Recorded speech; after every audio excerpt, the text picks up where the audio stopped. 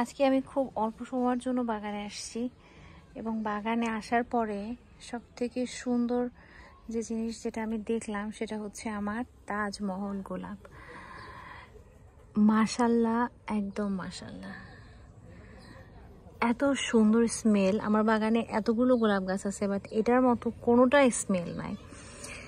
একদম গোলাপ জলের মধ্যে যে স্মেলটা আমরা পাই ঠিক সেম স্মেল, এত সুন্দর। আরে যাই হোক, আমার বাগানে আরও দুটো গোলাপ আছে, যেমন এইখানে একটা গোলাপ আছে, এই যে, কিন্তু এটাতে কোনো গন্ধ নাই এবং অনেক রাফ।